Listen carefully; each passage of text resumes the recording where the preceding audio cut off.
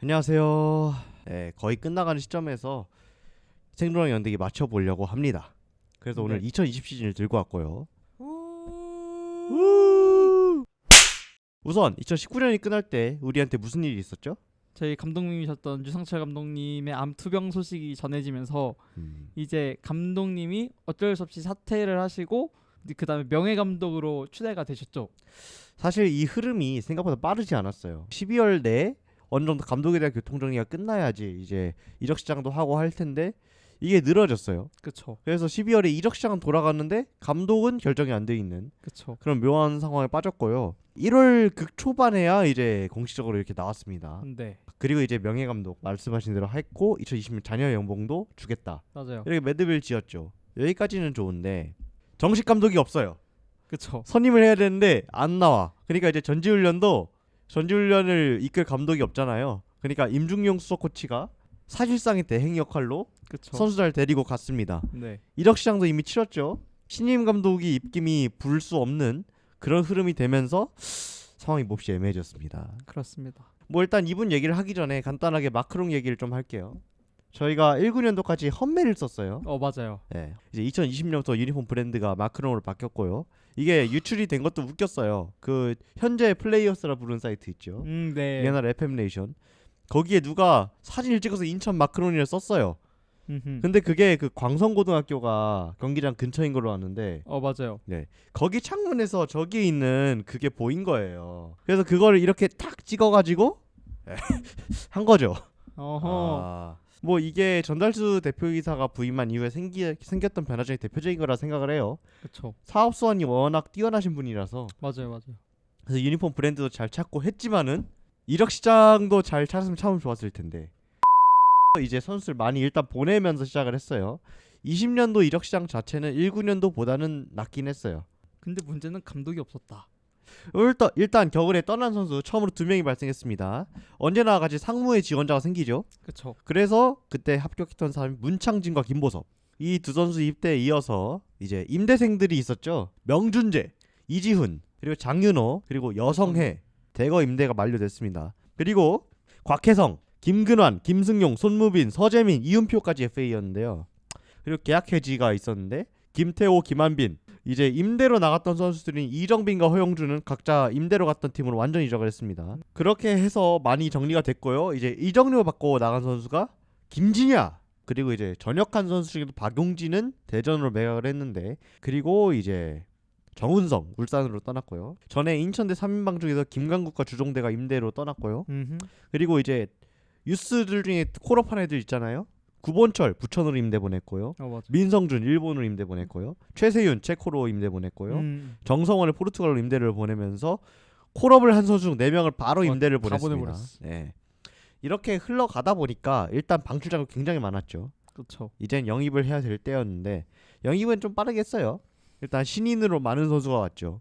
최원창, 김유성, 그리고 이제 센터백 김민석, 지금 그 민석이 말고요. 그리고 이제 함휘진, 이종욱. 그리고 공개 테스트 했죠. 네, 맞아요. 공개 테스트에서 표건이, 정창용, 유성영 이렇게 3명이 들어왔는데 표건이는 유스 출신인데 우선전 풀린 상태에서 공태를 거치고 와서 그 당시 스토리가 있다라고 좀 주목을 받았고요. 그리고 이제 영입들이 하나하나 나오는데요. 우선 성남이 문지환. 지금 돌아봐도 이 영입은 진짜 개꿀입니다, 사실. 그리고 경남 김준범. 당시에는 22세 이하였어요. 맞아요. 네. 대구에서 양쪽 윙백인 김준엽과 강은구가 왔는데 사실 이제 김준엽 같은 케이스는 되게 기대가 많았어요. 올 당시에. 제주의 김성주를 데려왔죠. 이제 센터백 자원으로 안산 김현수. 마지막으로 하나 더 있습니다. 안진범. 이트예요. 1주간의 이트예요. 저희가 15년도에 임대로 써봤거든. 그리고 이제 전역자 3명 중에서 2명은 팀에 남았습니다. 바로 송시우와 이호석. 야. 우와. 이렇게 해서 이적 시장은 얼추 마무리가 됐고요. 나쁘지 않아요. 일부 좀 의문이 있을 수 있겠지만은 전반적으로 보면은 좋은 영입 많고 지금까지도 팀에 남아있는 선수들도 있잖아요. 그렇죠. 네.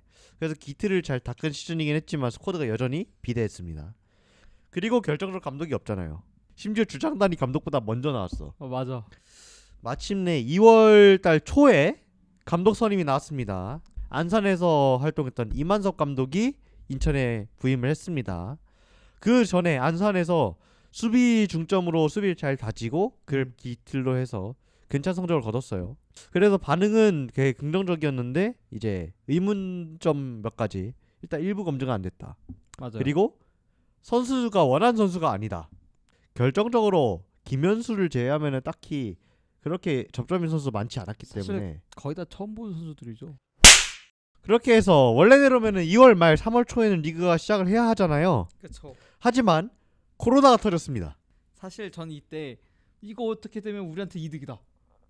왜냐면은 그렇게 연기가 된 만큼 우리 감독님이 선수들에 대해 파악을 하고 그 전술을 잘 짜지 않을까라고 생각을 했거든요. 실제로 이만석 감독님 비슷한 뉘앙스 얘기를 했어요. 그래서 그 기간 동안에 팀을 잘 정비했으면 참 좋았을 텐데 이상한 괴담들이 개 많았습니다. 일단 그 군입대 얘기로 몇몇 선수가 구단과 갈등이 있다라는 얘기가 좀 있었어요. 그런 상황에서 이제 또 다른 대형 루머, 주장 이재성이 감독과 사이가 안 좋다는 루머가 마구마구 나오기 시작합니다. 뭐 그렇게 해서 시즌이 시작됐습니다. 평소와 다르게 38라운드가 아닙니다. 맞아요. 27라운드예요. 이게 코로나 때문에 시즌이 5월달에 시작을 했죠. 그 5월달에 시작을 하면서 한로빈이 줄어드는 단축 시즌이 돼버렸습니다. 맞아요. 그리고 상주 장무가 김천으로 옮겨가야 됐기 때문에 강등이 확정이 됐고요. 여기는 해체 후 재창단 취급이라서 맞아요. 그래서 강등 팀이 하나가 남잖아요. 이걸 어떻게 하냐로 갑론을박이 있었는데 최하위는 다이렉트에서 두 팀 다이렉트로 그렇게 일단락이 됐죠 이때. 그래서 뭐 우리가 하나는 밑에 깔지 않겠어? 맞아. 하나는 보내겠지. 그때는 그렇게 희망회로 많이 돌렸는데 우선 개막전 대구전 0대0으로 시작했습니다. 여기까지는 좋았어. 무실점으로 시작한 거 좋다. 그리고 마하지가 세징야를 쫓아다녀가지고 이때 그냥 마하 지우개. 뭐 수비로 일내나? 네, 성남전도 0대0으로 또 비겼습니다. 이 경기부터 사람들이 슬슬 의구심 품기 시작하죠. 이거 맞을까? 여기에서부터 의문보가 생기더니 3라운드 수원한테 1대0으로 졌습니다. 제발 이제 골 좀 넣으라고 했습니다. 그래서 4라운드에 골 넣었어요. 대신 4골을 먹혔죠. 그 경기가 뭐 이호석 데뷔전이긴 합니다. 그게 마지막 의미였습니다. 네. 쭉 졌습니다. 9라운드까지 인천 2무 7패, 그중에서 7연패 행진을 달리면서 최악의 시간을 보냈고요. 지금 화면에 나온 게 제가 서울전이거든요. 이날 인천이 이우혁이 PK를 실축을 했었고 그 다음에 골을 먹히면서 패배를 했고요. 결국 이 경기를 마지막으로 임원석 감독이 사퇴했습니다. 최악의 상황으로 빠졌죠. 인천 입장에서는. 그렇죠. 임원석 감독이 사퇴를 하고 이제 여름 이적 시장 맞물리면서 어떻게든 반전을 써야 되잖아요. 네. 일단 킹인대가 부상으로 시즌아웃이 됐잖아요. 킹인대 계약 해지했습니다. 그리고 이제 분호자도 계속된 부상으로 인해서 내보냈고요. 김동민도 입대를 하고 이렇게 3명이 내쳐진 상황에서 일단 외국인을 채우는 게 중요했습니다. 그렇죠. 우선 첫 번째 영입 제주에서 아길라르를 임대로 다시 데려왔습니다. 아길라르 입장에서도 인천이 편한 팀이었고 인천은 아길라르가 필요했고 이어서 이제 수비진을 보강을 해야 되는데 센터백 영입에 대해서 얘기가 있었는데 일단 처음 나왔던 얘기가 구자룡이나 오반석이냐였어요. 전북에서 이 두 명이 거의 못 나왔거든요. 상황이니까. 네. 결국엔 조율하고 조율한 끝에 오반석이 임대로 오른쪽으로 정리가 되면서 오반석이 오피셜이 나왔고요. 그리고 박대한 선수 1호 16대 인천에 있던 선수인데 맞아요. 이 선수가 임대로 다시 인천으로 왔습니다. 여기까지만 보면은 저희가 그래 나쁘게 얘기할 것도 없는데 마지막에 활용 점정을 찍죠. 일단 아길라르 데려왔잖아요. 하나 더 데려와야 되는데 뭐 완델손 데려오니 뭐니 하는데 완델손은 인천에 갈 생각이 없대. 그러다가 갑자기 뭐 들어보지도 못한 애가 온대요. 전북이 그때 전북도 구스타보 샀거든요. 맞아. 그래서 인스타보라 불렀는데 커리어를 찾아봐도 안 나와. 스페셜 영상 유튜브에는 없어. 브라질 사이트 들어가 있어. 와. 진짜 경력 찾기가 어려워. 근데 어떻게 찾은 거냐? 일단 구스타보는 대실패입니다. 실패라뇨. 성남전에서 그래도 1 흘림을 해줬습니다. 그거 고의냐 아니면은 의도 그 운이냐? 100% 운입니다. 솔직히 선수가 잘못했습니까? 맞죠. 선수는 좋은 제안 왔으니까 온 거예요. 맞아. 그냥 돈 많이 주네. 누가 잘못했느냐? 노코멘트 하겠습니다. 여름 이적시장 얘기를 일단락 하고요. 임중용 대행 시절 한번 돌아볼게요. 이게 이적시장 맞물려서 같이 나왔던 거기 때문에 임중용 대행이 이끌고 있던 상황이지만은 팀상에 너무 나쁘니까 진짜 별의별 별의 루머가 다 돌았어요. 그리고 이제 첫 경기인 울산전 또 4대1로 졌습니다. 그렇게 하면서 인천 8연패 찍었습니다. 리그 연패 최다 기록이 기존 기록 8연패였고요. 이와 타이를 달성하게 된 인천입니다. 그러고 나서 이제 11라운드 상주전 일단 선제골을 먹혔습니다. 그 상황에서 이재호 선수 의욕이 과한 태클로 퇴장당했습니다. 맞아요. 그렇게 해서 10명이 됐어요. 10명 대 11명인데 송시우 팔벌려치기 하고 퇴장당했습니다. 9명 대 11명이 됐습니다. 이제 인천 팬들 그냥 실성했죠. 그랬는데 의외로 경기력이 나쁘지 않았던 거예요. 9명이 됐는데.